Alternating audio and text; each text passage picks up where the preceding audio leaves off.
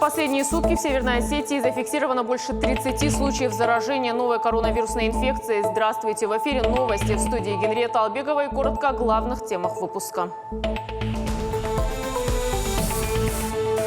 За прошедшие сутки в республике подтвержден еще 31 случай инфицирования новой коронавирусной инфекцией среди граждан республики. Число зараженных коронавирусом в Северной Осетии достигло 242 человек. Такие данные озвучили в Республиканском Роспотребнадзоре. Под медицинским наблюдением на самоизоляции остается 1132 жителя республики. Нас привозят на работу на маршрутке, обеспечивают масками, асептическими средствами, перчатками. Каждые 2 часа мы их меняем. Работа в особом режиме. Предприятие «Баспик» создает необходимые меры безопасности для сотрудников в условиях распространения коронавирусной инфекции. В Североосетинской медакадемии выпустили праздничный номер газеты к 75-летию Победы. Исторические факты о вузе, профессорско-преподавательском составе и не только над номером работали больше года.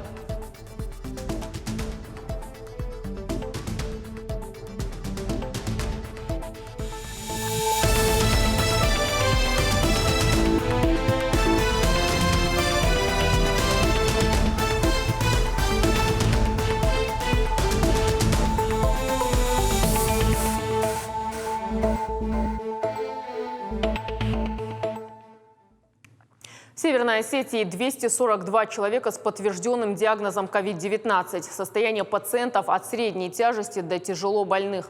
Под медицинским наблюдением на самоизоляции остается 1132 жителя республики. В клинической больнице скорой медицинской помощи работает многоканальный телефон горячей линии. Звонки принимают с 9 часов утра до 5 часов вечера. За прошедшие сутки в республике подтвержден еще 31 случай инфицирования новой коронавирусной инфекцией среди граждан республики. Таким образом, за весь период у нас зарегистрировано 242 случая инфицирования новой коронавирусной инфекцией среди жителей республики.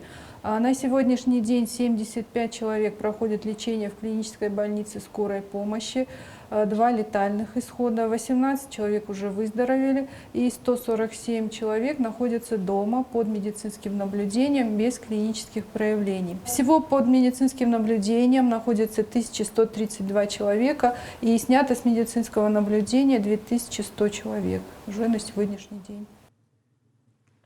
Оперативная обстановка стабильная и находится под полным контролем. Об этом сообщил глава республики Вячеслав Битаров на рабочем совещании. Участники мероприятия провели детальный анализ ситуации и, как отметил глава республики, дополнительные меры обеспечили надлежащий уровень общественного правопорядка и безопасности граждан. На совещании рассмотрели исполнение положений указов президента Российской Федерации и указов главы республики, в которых поставлены четкие задачи в части противодействия распространению коронавируса. Отметили, что важно усилить разъяснительную работу с населением. Вячеслав Битаров нацелил участников совещания на то, что нужно дойти до каждого жителя республики, неукоснительно соблюдать требования самоизоляции и качественно выполнять весь комплекс карантинных мероприятий. Кроме того, руководитель республики вновь заверил, что малоимущим жителям республики и тем, кто остался в период пандемии без работы, оказывается и будет оказана необходимая социальная помощь. О том, что в Северной Осетии предпринимают все необходимые меры по соблюдению безопасности граждан, рассказал председатель правительства республики Таймураз Тускаев. Приняты соответствующие меры в здравоохранении, усиливается материально-техническая база наших лечебных учреждений, закупается специальная техника, средства индивидуальной защиты, лекарственные препараты. В этом процессе участвуют и специалисты Министерства здравоохранения, главные врачи центральных районных больниц, главные врачи наших поликлиник. Идет формат такого эффективного взаимодействия. Ситуация сложная, увеличивается количество заболевших и созданы оперативные штабы в наших муниципальных образованиях, и совместными усилиями работа идет для того, чтобы обеспечить безопасность наших граждан, сохранение их здоровья. Во все трудные времена многонациональный народ нашей республики находил в себе силы противостоять любым проблемным моментам. И я уверен в том, что и сегодня вот наша сплоченность, видение проблемы позволит республике достойно выйти из этой сложной ситуации. У людей, которые собрались на несанкционированную акцию в центре Владикавказа в понедельник, изначально не было четкой цели и требований. Об этом заявляют эксперты. Они не знали, что говорить, они друг друга просто слышали и выкрикивали то, что выкрикивали там единицы. Вот. То есть неорганизованно очень все было. Делать что ли нечего, врачам сюда-туда ходить и объяснять людям, как бы, а если они по интернету уже сказали, им не поверили, они уже сюда пришли, они сказали об этом тоже. Они должны были находиться в больнице, но с больными, но они сюда пришли, чтобы людям объяснить. К сожалению, их не услышали. Мы все должны соблюдать режим самоизоляции, слушать то, что говорит глава республики, он наш лидер, и никаких претензий по сегодняшнему дню к нему вообще не было. То, что он за свой счет там программы национальные какие-то делает, в том числе и за свой счет. Если федеральных денег не хватает, почему-то об этом все забывают сразу. Не надо этого забывать тоже. И много чего он сделал, это как бы не голословно, это все знают. И на провокации не нужно поддаваться. Поинтересоваться состоянием здоровья своих родных родственники могут по телефону горячей линии. Для этого в клинической больнице скорой помощи работает волонтерский центр, созданный по инициативе главы республики Вячеслава Битарова. В день волонтеры обрабатывают порядка 200 звонков. Центру помогают добровольцы, учителя, студенты, представители российского движения школьников и Союза театральных деятелей. Подробнее в материале Георгия Дзапарова. Волонтерский центр клинической больницы скорой помощи. Телефонные звонки раздаются каждую минуту. Родственники тех, кто находится на лечении, интересуются о состоянии здоровья своих родных. Позвонив на телефон горячей линии, можно узнать последнюю информацию. Есть ли положительная динамика или все необходимые медикаменты и продукты питания. Иногда активистам приходится сообщать и тревожные новости. Уверенный анализ на КОВИ есть, но лечение не могут, потому что у нее специфическое заболевание. Может быть, это заболевание дает такую реакцию. В день волонтеры обрабатывают порядка 200 звонков. Учреждение специфическое сейчас. Никто из родственников не может пойти по палатам, и они вот с этими пакетами стояли, требовали врачей, или больные практиковали такое. Берут телефон, дают врачу и говорят, вот поговори с моим братом, с моей сестрой, там, мамы там, и так далее. И чтобы это напряжение снять, мы сейчас в помощь больнице. Мы сняли вот ту проблему, когда был контакт врач, больной, родственник. Центру помогают и добровольцы, учителя, студенты, представители российского движения школьников и Союза театральных деятелей. Работы хватает всем. Зачастую добровольцы остаются в центре до поздней ночи. Наша деятельность волонтеров заключается в том, чтобы принимать посылки от родственников, от коллег, от друзей больным. Мы эти посылки принимаем, подписываем, разносим по отделениям. Дальше они уже попадают в руки к своим пациентам. В посылках бывают все предметы личной гигиены, все необходимые людям вещи, одежда, ну и вода, что-то из необходимых продуктов. Волонтерский центр создан по инициативе Вячеслава Битарова. Врачи в очередной раз призывают граждан соблюдать меры безопасности и не подвергать свою жизнь опасности. Георгий Дзапаров, Алан Суанов, Новости Осетии. Месяц назад в Северной Осетии был создан региональный волонтерский штаб акции «Мы вместе». В него вошли представители ОНФ, региональные команды молодежки ОНФ, волонтеры-медики, а также общественные и национально-культурные общества. О том, какую помощь оказывают нуждающимся, в материале Аиды Кутаровой. Хлеб, масло, макароны, мука и сахар. И это не весь набор продуктов. Такие продовольственные пакеты общественники республики собирают ежедневно. Активисты ОНФ в первую очередь помогают гражданам старше 65 лет и нуждающимся. Сегодня у нас обычный рабочий день. Подготовили пакеты и раздаем согласно тем спискам, которые мы получили. Занимаемся уже больше месяца этим. Обслужили более 2000 человек. Когда мы слышим от людей, что никакая помощь не оказывается, это по меньшей мере странно. И вот я всех приглашаю, двери у нас открыты, мы через разные ресурсы даем вот эту информацию и приглашаем участвовать в нашей работе. Многие уже подключились, ряды волонтеров увеличиваются. Ко всероссийской акции «Мы вместе» присоединились волонтеры ОНФ, Всероссийское движение «Волонтеры-медики» и региональная команда студенческого корпуса спасателей. Добровольцы отправили продукты первой необходимости всем нуждающимся Моздокского и правобережного районов. Моздокский район присоединился к акции «Мы вместе» очень активно. С 28 марта мы уже стали осуществлять первые заявки по Моздокскому району. Категория 65+, у нас первоочередные вошли, кто в эту категорию для получения соцпакетов. Штаб общественников развернули на базе СОГМА. Здесь все объединились ради общего дела – помочь нуждающимся. Подать заявку можно по телефону горячей линии или на сайте ОНФ. Присоединиться к команде ОНФ могут все желающие. Я прошел волонтерский центр со своей гражданской позиции, со своим гражданским долгом. Помочь всем нуждающим гуманитарной помощи. Призываю всю молодежь Республики Северная Осетия, Алания не вестись на какие-то провокационные действия, не искать виновных в какой-то ситуации, не искать какие-то заговоры мира, а помочь просто людям нуждающим, тем людям, которые кушают хлеб и пьют воду. Вы просто объединитесь с нами, помогите вместе с нами организовать какую-то сплоченность. Каждый день добровольцев становится больше. Так как ситуация в регионах России осложняется, работа активистов не прекращается. По словам добровольцев, необходимую помощь людям оказывают и сети магазинов упаковочных материалов. Главное не просто оказать своевременную помощь, но и сделать все возможное, чтобы все нуждающиеся почувствовали, что о них заботятся. Аида Кутарова, Давид Битиев, Новости Осетии. Республиканский центр лечебного и профилактического питания ежедневно работает с 5 утра. В условиях сложившейся в республике ситуации с коронавирусом еду для пациентов с COVID-19 здесь готовят по особым указаниям. Подобрано специальное меню. В стороне не остались и предприниматели, помогают продуктами питания и не только. Подробнее обо всем Хетакплиев. Это готовая картошка для КБСП. Здесь еду распределяют в емкости и отправляют к пациентам больницы. А вот в таких термосах хранится готовая продукция. К примеру, здесь находится чай, предназначенный для КБСП. Изначально температура может храниться до 8 часов. Это означает, что пациенты клинической больницы скорой помощи вечером будут пить еще горячий чай.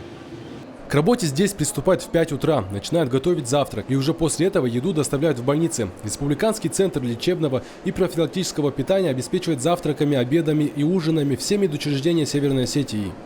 Тем более, что тут не такие большие расстояния, тут же доезжает. 15 минут она в КБСП, не говоря уже, здесь по территории машина довозит.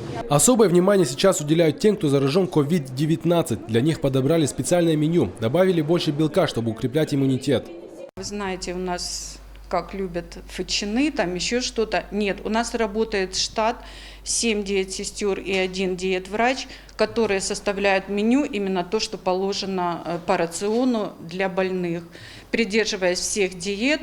Учитывая сложившуюся ситуацию с распространением коронавируса, центру помогают предприниматели. Группа компаний «Деликат» купили машину, а поставщики предоставляют бесплатно дополнительную продукцию. Они нам очень помогают. Вот и сейчас, в такой период, кто-то фруктами, кто-то позвонила поставщик, говорит, мы завтра вам сыр пришлем, просто отдайте там больным, отдайте врачам, которые там находятся, трудятся. За порядком здесь следят строго. Все продукты находятся в специальных помещениях. В одной картошка и капуста, мука, сахар и соль хранятся отдельно. В Центре лечебного и профилактического питания говорят, чтобы больные и пациенты получали всегда вкусную и горячую еду, порядок необходим. Хетакплиев, Алан Суанов, Новости Осетии. Предприятие «Баспик» работает в особом режиме и принимают только сложные заказы. Для тех работников, кто не ушел на самоизоляцию, создали необходимые меры безопасности в условиях распространения коронавирусной инфекции. У сотрудников измеряют температуру и обеспечивают средствами защиты. Все детали производственного процесса «Баспика» в материале Аланы Томаевой.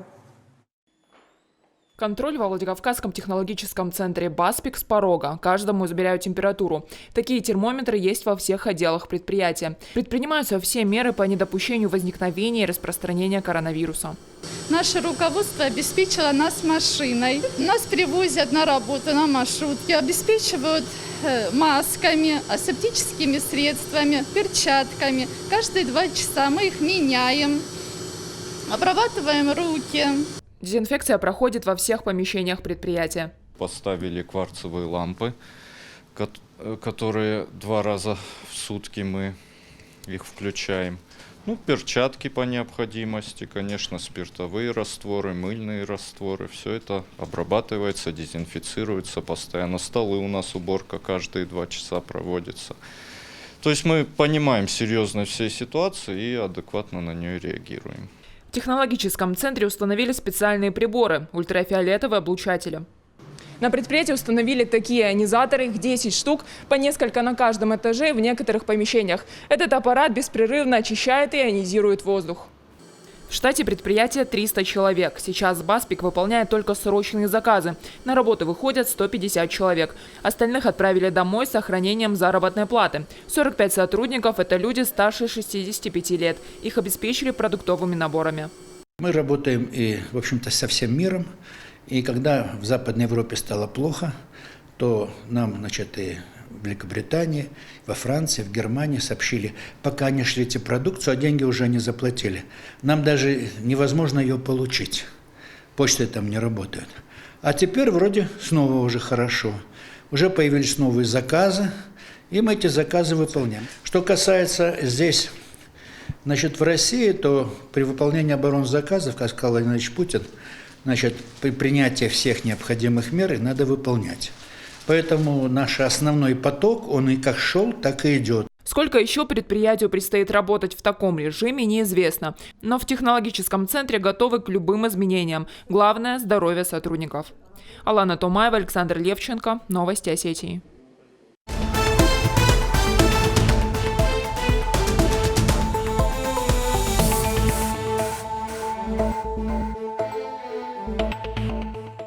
Общественная палата Северной Осетии подписала соглашение с региональным отделением партии Роста. Они будут участвовать в голосовании по внесению поправок в Конституцию Российской Федерации в качестве общественных наблюдателей. Такие соглашения уже подписаны со многими общественными организациями. В республике 330 избирательных участков, на каждом будет не меньше 5 общественных наблюдателей. Цель – обеспечить прозрачность выборов. Это серьезная, большая работа, обучение их этому важному процессу.